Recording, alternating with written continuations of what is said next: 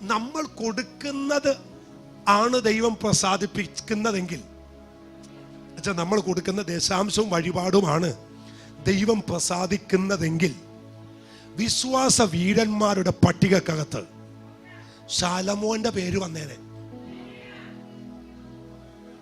പേരുണ്ടോ? ഉണ്ടോ? ശലോമോന്റെ പേരുണ്ടോ? ഇന്നത്തെ കണക്ക് വെച്ച് കൂട്ടിയ million million million million dollar കൊണ്ട് ആലയം പണിതവന ആര്? ശലോമോൻ. പക്ഷെ വിശ്വാസ വീരന്മാരുടെ പട്ടിക എബ്രായർ 11 എഴുതിയപ്പോഴേ ഈ പള്ളി പണിതവന്റെ പേരില്ലെന്ന്. ഞാന് ഒരു ദിവസം ഇത് വായിച്ചിട്ട് കുത്തിയിരുന്ന് പുള്ളിയുടെ പേര് നോക്കി, കിട്ടിയില്ല. ഞാനും പോട്ട് വെച്ചൊരു പള്ളി പണിതു. സ്വന്തം നെഞ്ചത്ത് കൈവച്ചു. എന്നെ പൊന്നു പിച്ചുവേ, പള്ളി പണിതെന്നും പറഞ്ഞ് അങ്ങോട്ട് കയറാൻ നോക്കണ്ട. ജീവിതം ശരിയാകണം. ദൂത് മനസ്സിലായോ? നിങ്ങൾ ചർച്ചിൽ 50,000 കോടിയോ കൊടുക്കുന്നതാകാം. പക്ഷെ ഇന്ന് രാത്രി തമ്പുരാൻ ഒന്നും വിഷയമില്ല. അതിപുരാതന സമ്പത്ത് അവന്റെ പക്കലുണ്ട്. തനിക്കിഷ്ടമുള്ളത് അവൻ ഇഷ്ടമുള്ളവർക്ക് കൊടുക്കുന്നു. അതുകൊണ്ട് ഇത് കൊടുത്തൊന്നുമല്ല ദൈവത്തെ പ്രസാദിപ്പിക്കുന്നത്, നമ്മുടെ ജീവിതം കൊണ്ടാണ് പ്രസാദിപ്പിക്കുന്നത്. ഈ കൊരിന്ത ലേഖനത്തിൽ ഒരു വാക്യമുണ്ട്, നിങ്ങൾക്കറിയാമോ? 10-ാം അധ്യായത്തിൽ അവർ മേഘത്തിന്റെ കീഴിലായിരുന്നു. അവർ ഒരു ആത്മീയാഹാരം കഴിച്ചു, ഒരു ആത്മീയ പാനീയം കുടിച്ചു. അവർ അനുഗമിച്ച പാറയിൽ നിന്നല്ലോ അവർ. നിങ്ങൾക്ക് വചനം അറിയാവുന്നതുകൊണ്ട് ഞാൻ ഇടിപ്പിക്കാതെ 10-ാം അധ്യായത്തില. എന്നിട്ട് പറയുന്നു, അവരിൽ മിക്ക പേരിലും ദൈവം എന്ത് ചെയ്തില്ല. അങ്ങനെയാണെങ്കിൽ ഇന്നത്തെ പെന്തക്കോസ്തുകാർ 99% പേരിലും ദൈവം പ്രസാദിക്കത്തില്ല.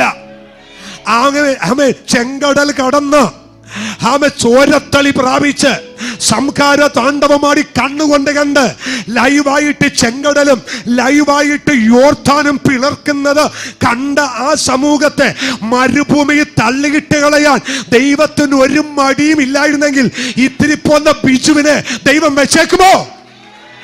അതുകൊണ്ട് ബൈബിളൊരു വാക്യമുണ്ട്, പ്രവാസകാലം. ഇന്ന് രാത്രി വചനമാ ദൈവം തരുന്നേ. നിന്റെ പ്രവാസകാലം ഭയത്തോടെ സേവിക്കണം ദൈവ പൈതലേ. എനിക്കറിയില്ല, കർത്താവിന്റെ വരവ് സമയമായി. അവന്റെ കാഹള ശബ്ദം കേൾക്കാൻ സമയമായി. ഇനി ഉഴപ്പാൻ സമയമില്ല, ഇനി ഉഴപ്പ് നടക്കാൻ സമയമില്ല. ഒരുക്കമുള്ളൊരു ഹൃദയം ഉണ്ടാകട്ടെ. യെഹെസ്കേൽ പ്രവചനം പറയുന്നു, കല്ലായുള്ള ഹൃദയം മാറ്റി മാംസളമായ ഒരു ഹൃദയം, അവൻ മെഴുകു പോലെ ഉരുകുന്നൊരു ഹൃദയം ദൈവം എനിക്ക് തന്നത് നല്ലൊരു ജീവിതം നയിക്കാനാണ്.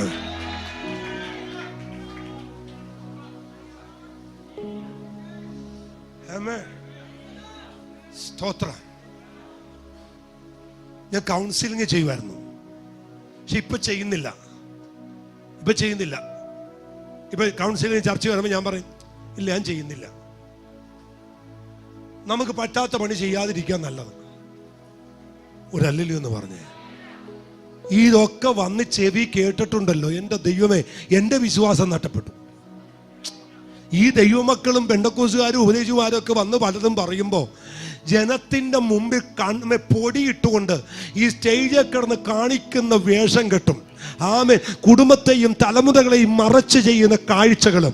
ഒരു കാര്യം നമ്മൾ ഓർക്ക് കേട്ടാ, ബൈബിളിലൊരു വാക്യമുണ്ട്, നാം ചെയ്തതെല്ലാം നിരത്തി വെക്കുന്ന ഒരു ദിവസം നമ്മുടെ മുമ്പിലുണ്ട്. നിങ്ങൾ പ്രതീക്ഷിച്ച ഒരു ഉപവാസത്തിന്റെ പ്രസംഗമല്ല ഇന്ന് വരുന്നതെന്ന് എനിക്കറിയാം. പക്ഷെ ഇതാണ് എന്നോട് ദൈവം പ്രസംഗിക്കാൻ പറയുന്നത്. ഹല്ലേലൂയ. അവൻ ശരീരത്തിൽ ഇരിക്കുമ്പോൾ ചെയ്യുന്നത് നല്ലതാകിലും അതിന് തക്കവണ്ണം പ്രാപിപ്പാൻ ക്രിസ്തുവിന്റെ ന്യായാസനത്തിന് മുമ്പിൽ നിൽക്കേണ്ടി വരും. ആമേൻ. ദൈവം പറഞ്ഞൊരു കാര്യമുണ്ട്, ശൗലേ, ഞാൻ ആ കേൾക്കുന്ന മുക്കുറയും നിലവിളിയും ആരുടെയാ? ദൈവം നശിപ്പിക്കാൻ പറഞ്ഞത് നശിപ്പിക്കാതെ കൊട്ടാരത്തിൽ കൊണ്ടുവന്ന് കെട്ടിട്ടേക്കുക. ശൗലേ, യാഗത്തേക്കാൾ ശ്രദ്ധിക്കുന്ന മുട്ടാടുകളുടെ മേധസ്സിനേക്കാൾ അനുസരിക്കുന്നതാ നിനക്ക് നല്ലത്. നീ മറയത്ത് ചെയ്തത് ഞാൻ വെളിച്ചത്ത് കൊണ്ടുവരും. യേശു പുതിയ നിയമത്തിൽ പറഞ്ഞു, നീ കൂടാരത്തിന്റെ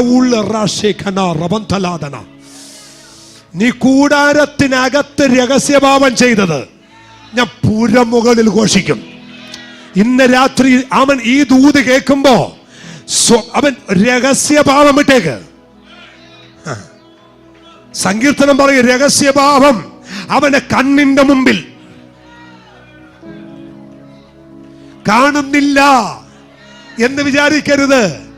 ഇവ നീ ചെയ്തിട്ടും ഞാൻ നിന്നെ പോലെയുള്ളവൻ എന്ന് നീ നിരൂപിച്ചുവല്ലേ, എന്നാൽ കുറിച്ചു വെച്ചോ, നിന്നെ കണ്ണിന്റെ മുമ്പിൽ അക്കമിട്ടോ നിരത്തി വെക്കുന്ന ദിവസങ്ങൾ മുൻപിൽ വരുന്നത് കൊണ്ട് ഇന്നത്തെ ആരാധന സൗരഭ്യത്തോടോ ഒരുക്കത്തോടു കൂടിയാകട്ടെ.